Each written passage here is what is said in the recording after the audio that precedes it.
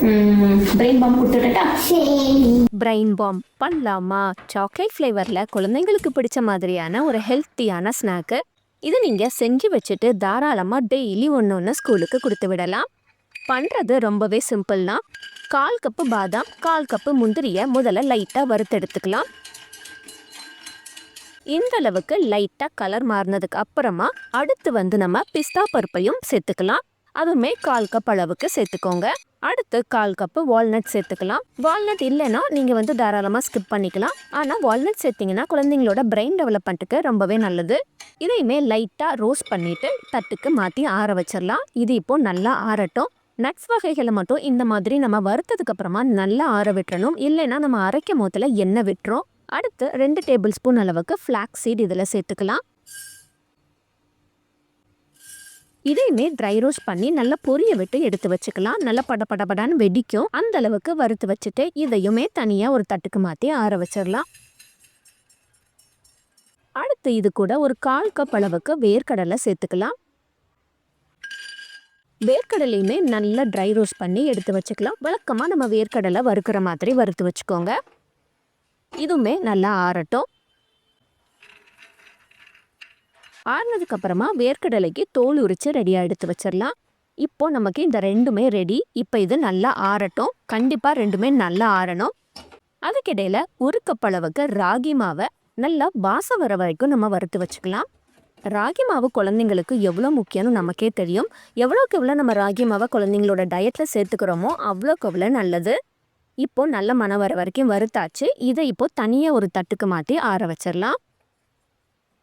இது எல்லாமே நல்லா ஆறினதுக்கு அப்புறமா ஒன்றா நம்ம மிக்சியில் போட்டு அரைக்க வேண்டியதான். அரைக்கும் போதில் கொஞ்சம் பக்குவமாக பார்த்து அரைச்சிட்டோன்னா சூப்பராக வந்துடும். மிக்சி ஜாரில் முதல்ல நம்ம வறுத்து வச்ச நட்ஸ் எல்லாத்தையும் சேர்த்துக்கலாம்.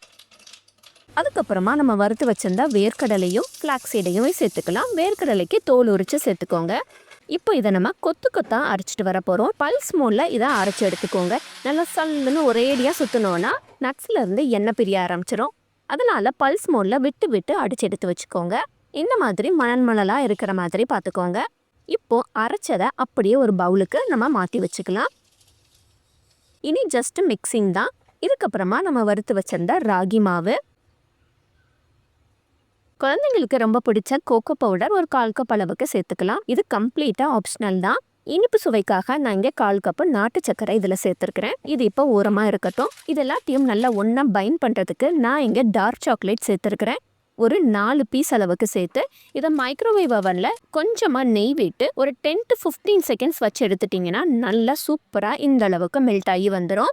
இந்த மாதிரி டார்க் சாக்லேட் மெல்ட் பண்ண போதில் கண்டிப்பாக நெய் இல்லைன்னா கோகோனட் ஆயில் சேர்த்து அதுக்கப்புறமா மெல்ட் பண்ணி பாருங்கள். நல்லா ஸ்மூத்தாக மெல்ட் ஆகி வரும்.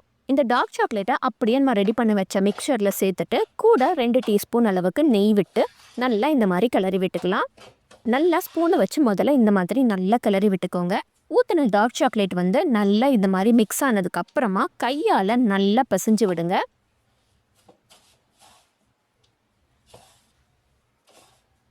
பிசைஞ்சு விட்டதுக்கு அப்புறமா உருண்டை பிடிக்க வருதான்னு பாருங்க. சப்போஸ் உங்களுக்கு உருண்டை பிடிக்க வரலன்னா கூட கொஞ்சம் நெய்யை உருக்கி சேர்த்துக்கோங்க. எனக்கு இங்கே உருண்டை பிடிக்க வரலை. இந்த மாதிரி மணலாக ஆகுது திரும்பியும். அதனால கூட கொஞ்சம் நெய் விட்டு நல்லா இந்த மாதிரி பிசைஞ்சு விட்டுட்டோன்னா இப்போ பார்த்தீங்கன்னா நல்லா அழகாக உருண்டை பிடிக்க வரும். இந்த மாதிரி நம்ம அழகாக ஒன்றொன்னா உருண்டை பிடிச்சி வச்சு டெய்லி ஸ்கூலுக்கு போகிற பிள்ளைங்களுக்கு ஒன்றொன்னா கொடுத்து விட்டாச்சுன்னா நமக்கும் கில்ட் இல்லாமல் ஒரு ஹெல்த்தியான ஸ்நாக்ஸ் கொடுத்து விட்டோங்கிற திருப்தி இருக்கும். இந்த ரெசிபியை கட்டாயம் உங்கள் வீட்டில் ட்ரை பண்ணி பாருங்க. ட்ரை பண்ணி பார்த்துட்டு எப்படி வந்துச்சுன்னு கீழே கமெண்ட் செக்ஷனில் மறக்காமல் சொல்லுங்கள். அடுத்து எந்த மாதிரி ரெசிபி வேணுங்கிறத சொல்லுங்கள். உங்கள் நேம் சொல்லி அடுத்த ரெசிபியை செஞ்சிடலாம். Thank you. Thanks for watching.